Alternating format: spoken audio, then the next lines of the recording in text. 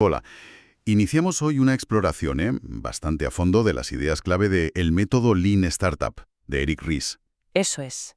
Nos basamos en un resumen que hemos consultado y, bueno, queremos sacar la esencia de este enfoque. Sí, Pensando en cualquiera que esté creando algo nuevo, ¿no? Ya sea una startup pura o innovando dentro de una empresa grande. claro, porque la incertidumbre está ahí en ambos casos.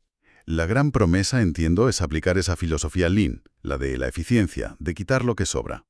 Sí, la del desperdicio cero de Toyota, digamos. Exacto, pero aplicada al mundo caótico de la innovación. Es una promesa potente, sí, porque ataca un problema real. A ver, invertimos muchísimo talento, muchísima energía en crear cosas nuevas. Sí, sí, Y aún así, la tasa de fracaso es altísima. es verdad. Y Ries lo que dice es que, ojo, mucho de ese fracaso no es inevitable, no es mala suerte. Ah, no. No, es fruto de usar un proceso que no vale para la incertidumbre, que es lo normal al innovar. Entiendo. No basta con tener una buena idea, necesitas un método para navegar esa niebla, ¿no? Me gusta eso, el enfoque en el método. Pues, a ver, para empezar a desgranarlo, ¿cómo define Ries algo tan básico como qué es una startup? Porque creo que lo amplía bastante, ¿no? Totalmente. La definición que da es reveladora. Dice, una institución humana diseñada para crear un nuevo producto o servicio en condiciones de extrema incertidumbre. Institución humana. Eso ya sugiere algo de estructura, ¿no? Exacto. No es solo caos creativo y gente en un garaje.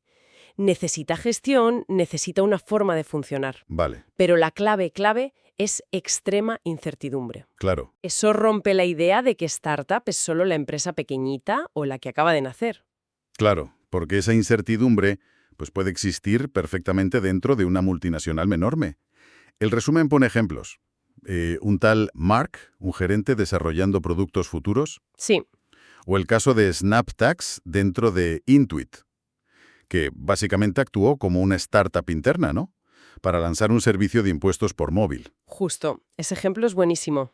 Entonces, cualquiera que innove en un terreno desconocido es, en esencia, un emprendedor, según este método. Correcto. A ver, el gen emprendedor, por llamarlo así, no es exclusivo de quien monta su propia empresa desde cero. Ya, Un equipo innovador dentro de una gran compañía se enfrenta a retos muy parecidos. No saben si el mercado aceptará lo suyo, cuál será el modelo de negocio que funcione, cómo llegar a la gente.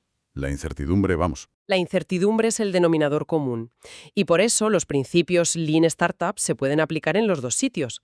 Lo que importa no es el tamaño, sino esa niebla, esa falta de certeza sobre el proyecto.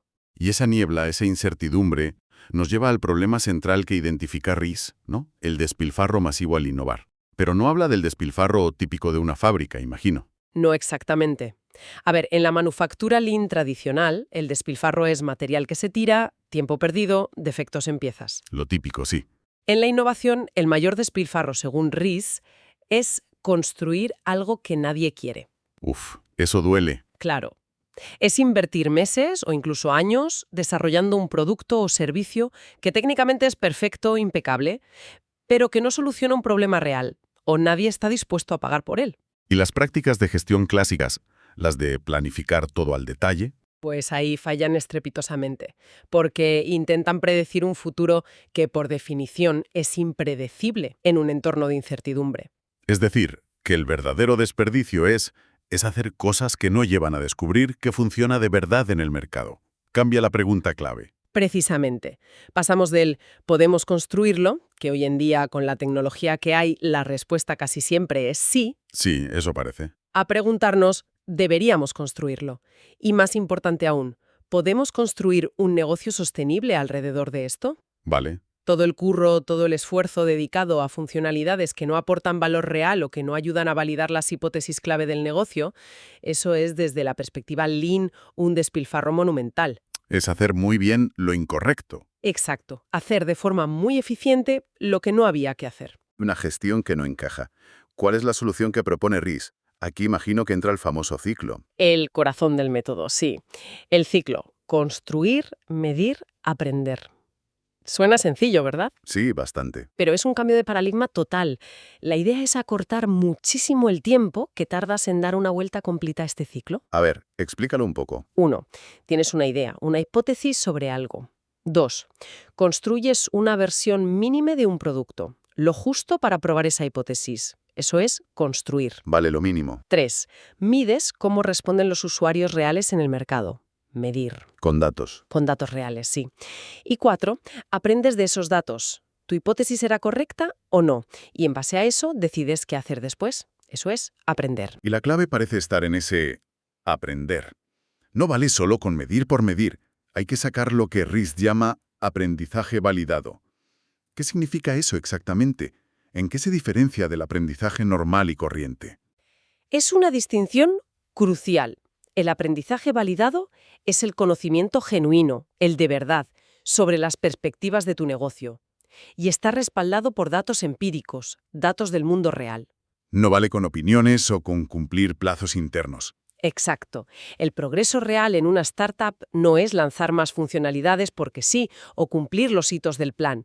El verdadero progreso es aprender qué quieren los clientes. Entiendo. Cada vuelta al ciclo construir, medir, aprender, tiene que generar este tipo de aprendizaje. Si no, estás perdiendo el tiempo. ¿Pones algún ejemplo? El de Imbu, su propia empresa, es clarísimo. Ellos creían saber perfectamente lo que querían los usuarios. Lanzaron versiones tempranas y ¡zas!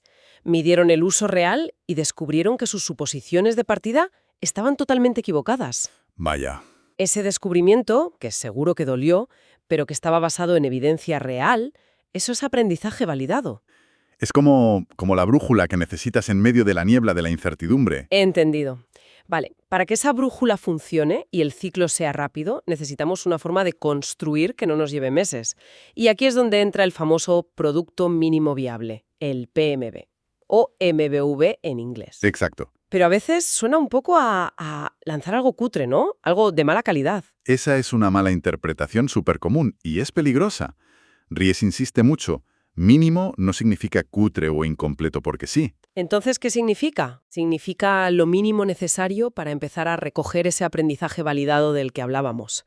Sobre todo para probar tus hipótesis más arriesgadas, las que pueden tumbar todo el proyecto si son falsas. O sea que el PMV es más bien un experimento. Justo. Es un experimento. No tiene por qué ser una versión reducida del producto final que tienes en mente. Su objetivo principal es testear supuestos fundamentales con el menor esfuerzo posible. Los ejemplos que da el resumen son geniales para pillar esto. Sapos, por ejemplo. Sí, el de sapos es un clásico. Querían probar si la gente compraría zapatos online, algo que en su día sonaba raro. Muy raro, sí. En lugar de montar un almacén gigante y comprar stock, ¿qué hicieron? Crearon una web súper simple con fotos de zapatos de tiendas locales. Exacto. Si alguien compraba, iban ellos mismos a la tienda física, compraban el par y lo enviaban. Un PMV tipo conserje lo llaman. Sin apenas inversión inicial. Un experimento brillante. O Dropbox, antes de tener la tecnología de sincronización pulida que era complicadísima. Muy compleja, sí. Crearon un vídeo demostrando cómo funcionaría. Un vídeo simple. Y la reacción viral al vídeo les confirmó el interés masivo que había antes siquiera de escribir el código complicado. Validaron la demanda. Y Groupon, que empezó con un blog en WordPress y mandando PDFs hechos a mano. Es que son ejemplos buenísimos de cómo empezar pequeño para aprender rápido. Entonces, el PMV no es tanto para que te digan, me gusta este botón o cambia el color. No principalmente, aunque ese feedback también puede venir. Es más para probar los pilares del negocio, lo que Ries llama los saltos de fe. Precisamente, esos saltos de fe, esas suposiciones súper arriesgadas sobre las que se monta todo, suelen ser dos. Primero, la hipótesis de valor. ¿Esto que ofrezco resuelve un problema real o satisface un deseo de forma a que la gente lo use o pague por ello? Vale, aporta valor. Eso es. Y segundo, la hipótesis de crecimiento. ¿Cómo van a descubrir los clientes este producto? ¿Se puede crecer de forma sostenible o será flor de un día? Entiendo. El PMB es la herramienta para confrontar estas dos hipótesis con la dura realidad lo antes posible, sin esconderse en la oficina. Y eso conecta con el principio japonés ese, Genchi Genbutsu. Sí, ve y mira por ti mismo. Salir del edificio, hablar con clientes reales, observar cómo usan o no usan tu PMB, eso vale infinitamente más que cualquier encuesta online o análisis de mercado hecho desde un despacho. Hay que mancharse las manos. Bien, lanzamos nuestro PMV, nuestro experimento. Ya hemos construido. Ahora toca medir. Pero si la contabilidad de toda la vida no nos sirve para medir el aprendizaje, ¿qué usamos? Aquí entra la contabilidad de la innovación. Suena importante. ¿Cómo funciona eso? Pues sí, es un concepto clave. Es un marco, digamos, en 3 pasos para medir el progreso real, el aprendizaje validado. Venga, primer paso. Primero, usas tu PMV para establecer una línea base. Tienes que obtener métricas reales, aunque sea con pocos usuarios al principio, los early adopters, ¿Métricas como cuáles? pues tasas de activación, cuántos se registran y empiezan a usarlo, retención, cuántos siguen usándolo después de un tiempo, conversión, cuántos hacen lo que quieres que hagan, como comprar, uso de funciones clave, datos concretos, no opiniones de me gusta o no me gusta. Vale. Tenemos una foto inicial, la línea base. Segundo paso. Intentar ajustar el motor. Es decir, haces experimentos y mejoras pequeñitas en el producto. Pero siempre, siempre, con una hipótesis clara de qué métrica quieres mover y por qué crees que ese cambio la moverá. Por ejemplo, Por ejemplo, cambias el proceso de registro porque tu hipótesis es que así mejorarás la tasa de activación. Haces el cambio, mides y comparas con la línea base. ¿Se movió la aguja? ¿Cuánto? Cada cambio es un experimento medido. y aquí es súper importante medir lo correcto, porque el resumen avisa mucho sobre las métricas de vanidad. Uf, sí. Estas son peligrosísimas. Esas que te hacen sentir bien, pero no te dicen nada útil, ¿no? Totalmente. Es muy fácil caer en la trampa de celebrar el número total de visitas a la web o las descargas acumuladas de la app. Suenan genial en las reuniones. Claro. Pero no te dicen si estás construyendo un negocio sostenible, si la gente realmente valora tu producto y vuelve. Necesitas métricas accionables.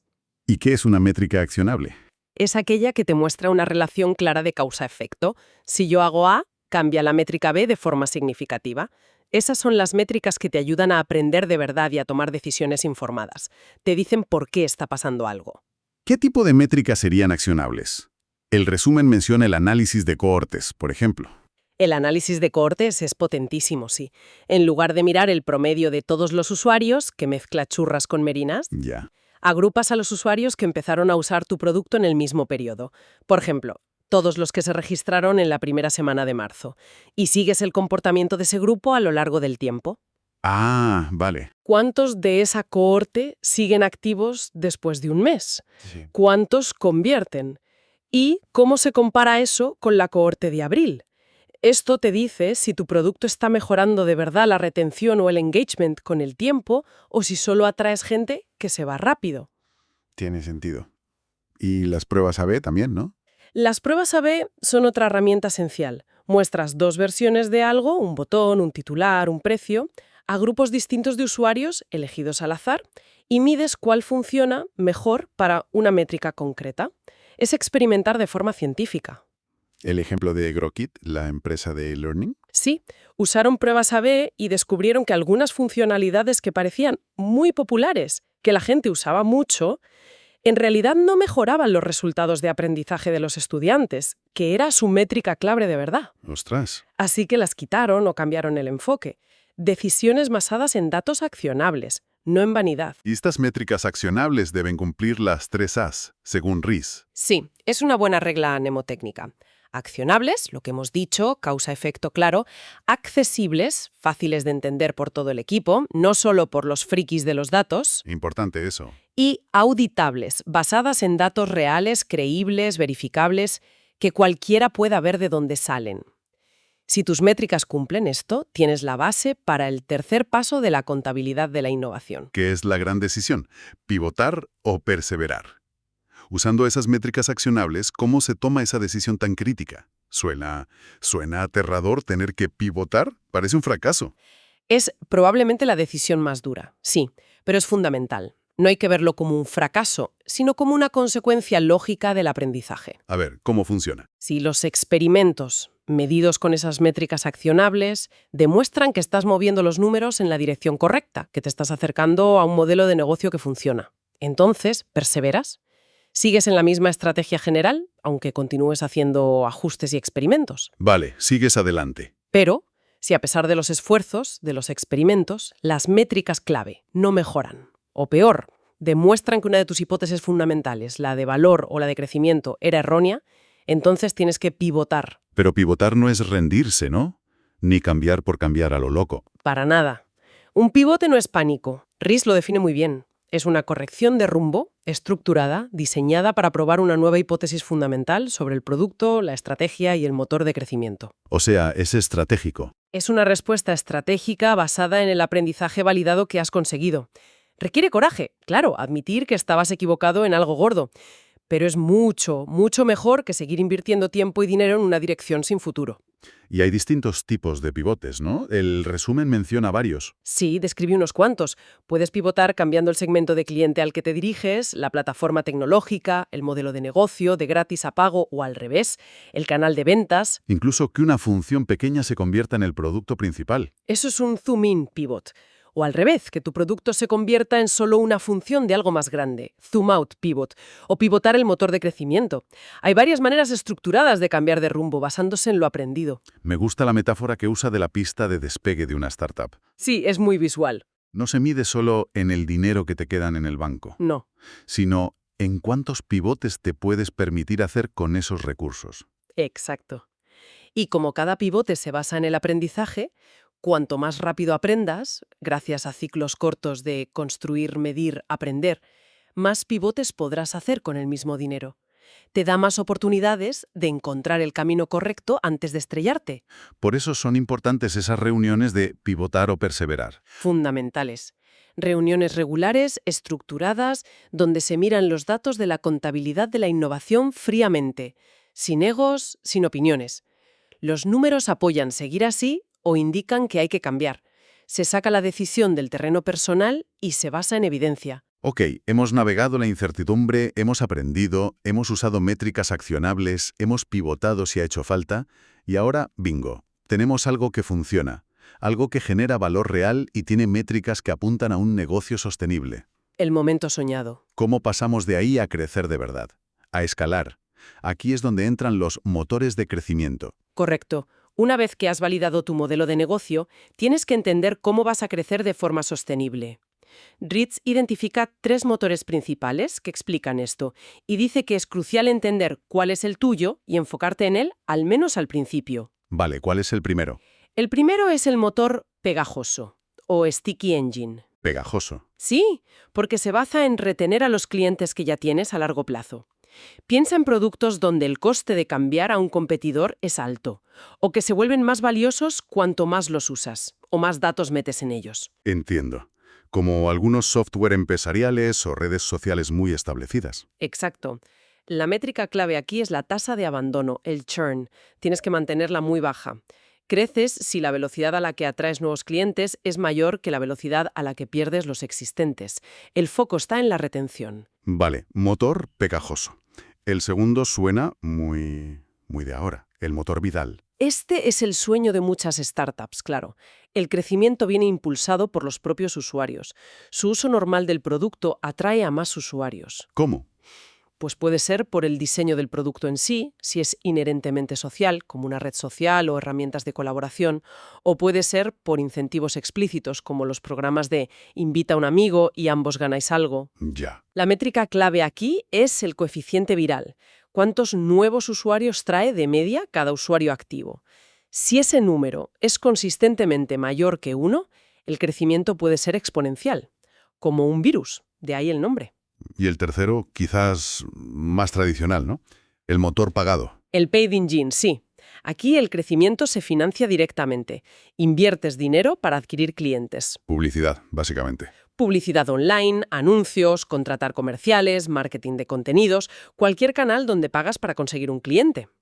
¿Y cuándo es sostenible este motor? Es sostenible si, y solo si, el coste de adquisición de cliente, el famoso CAC, es significativamente menor que el valor del ciclo de vida del cliente, el LTV. O sea, que lo que gastas en traer un cliente Contigo. Si el CAC es mayor que el LTV, estás quemando dinero para crecer. Pan para hoy, hambre para mañana. Y Reis dice que hay que enfocarse en uno, ¿no? Sí, subraya mucho la importancia de identificar cuál es tu motor principal y centrar todos los esfuerzos en optimizar ese motor, aunque los otros puedan tener alguna presencia. Intentar optimizar los tres a la vez suele llevar a no optimizar ninguno bien. Vale, tenemos un motor de crecimiento identificado y funcionando, pero para que funcione a escala, la organización también tiene que poder seguir el ritmo. No puedes crecer rápido si sigues funcionando como un grupito pequeño experimental. ¿Qué herramientas propone RIS para escalar manteniendo la agilidad? Y es interesante porque recupera principios de la manufactura Lean, la de las fábricas, pero aplicados al desarrollo y la gestión. Uno clave es trabajar en lotes pequeños. Lotes pequeños. Suena contraintuitivo. Parece más eficiente hacer mucho de golpe. Parece, pero no lo es, sobre todo cuando hay incertidumbre o riesgo de errores. Es más rápido y eficiente completar tareas de principio a fin en unidades pequeñas que procesar grandes lotes en fases separadas. Como el ejemplo ese de los sobres. Exacto. El ejemplo de doblar cartas, meterlas en sobres, poner sello y dirección. Es mucho más rápido y detectas errores antes si haces cada sobre completo uno por uno, que si primero doblas 100 cartas, luego metes las 100 en sobres, luego pones 100 sellos. Porque si te equivocas al principio, te das cuenta en el primer sobre, no después de haber doblado las 100 mal. Justo. En software esto se traduce en cosas como la integración continua y el despliegue continuo. Liberar pequeñas mejoras funcionales muy frecuentemente. Obtienes feedback antes, reduces el riesgo, mejoras la calidad. El cordón andón de Toyota que menciona. El cordón andón es la encarnación de esto. Cualquier trabajador en la línea podía tirar de él y parar toda la producción si detectaba un problema de calidad. Impresionante. La idea es calidad integrada en el proceso, desde el principio, trabajando en pequeño, no inspeccionada al final, cuando arreglarlo es carísimo. Y para resolver problemas cuando surgen está la técnica de los 5 porqués. Suena simple, pero potente. Lo es muy simple pero muy profunda. Ante un problema, un fallo técnico, una queja de un cliente importante, lo que sea, en lugar de buscar un culpable rápido o poner un parche, Lo fácil. lo fácil sí. Preguntas ¿por qué ocurrió esto? Y a la respuesta vuelves a preguntar ¿y por qué ocurrió eso? Y así sucesivamente. Hasta 5 veces. Normalmente, dice Ries, tras unos 5 porqués llegas a la causa raíz del problema. Que no suele ser porque Pepe se equivocó, sino algo más profundo. Un fallo en el proceso, una falta de formación, una herramienta inadecuada. ¿Y si atacas la causa raíz? Evitas que el problema vuelva a ocurrir. Es solucionar de verdad, no tapar. Eso sí, advierta de la maldición de las 5 culpas. Usar la técnica no para mejorar el sistema, sino para buscar a quién echarle el muerto. Hay que enfocarlo en el proceso, no en las personas. Tiene lógica. Oye, y finalmente, ¿pueden las grandes empresas, las corporaciones enormes, aplicar todo esto de verdad? Suena muy de startup, muy ágil, muy agile. ¿Diferente a cómo suelen funcionar? Ries argumenta que sí que pueden y deben si quieren innovar de verdad, pero claro, requiere crear las condiciones adecuadas dentro de la organización. ¿Cómo?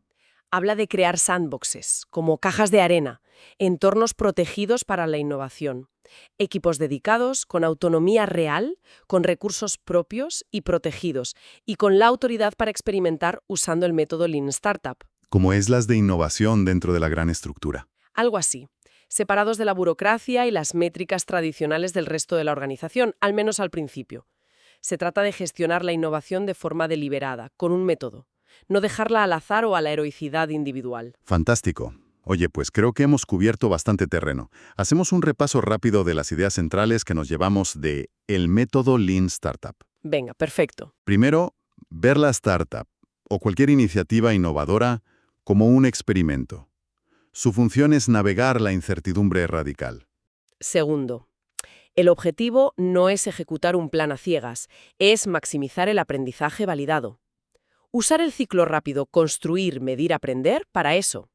El progreso real es reducir la incertidumbre con evidencia.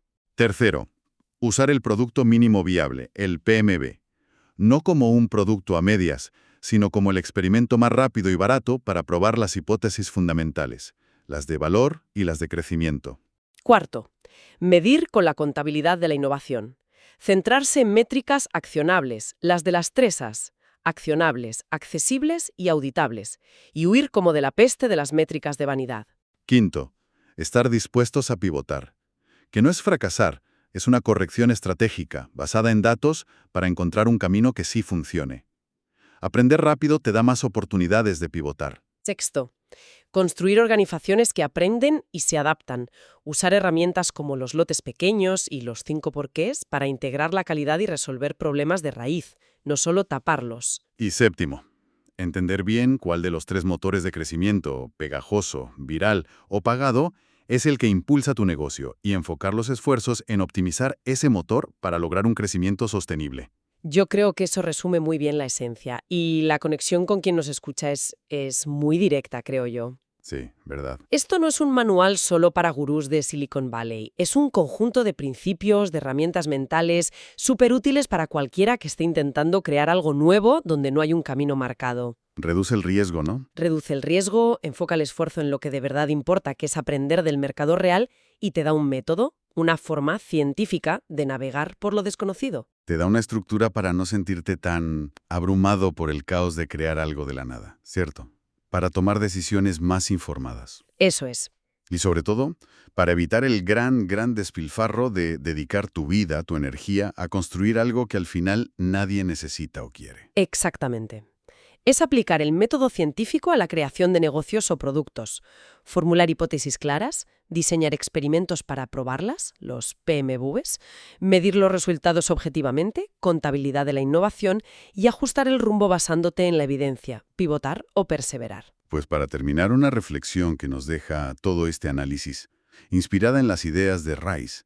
Si el mayor despilfarro, como dice él, no es la ineficiencia, sino hacer de forma muy eficiente cosas que no deberíamos estar haciendo. La pregunta es, ¿cuál es esa gran suposición no probada, ese salto de fe, que sostiene ahora mismo algún proyecto importante en el que estemos metidos, sea personal o profesional? Buena pregunta. ¿Y cómo podríamos diseñar un experimento rápido y barato, un pequeño PMV, para empezar a validar, o quizás invalidar, esa suposición clave? Mañana mismo. Quizás la respuesta a esa pregunta sea el primer paso hacia una innovación mucho más inteligente. Y sobre todo, menos despilfarradora. Una reflexión muy potente para cerrar. Con esa idea en mente concluimos nuestra exploración de hoy. Hasta la próxima.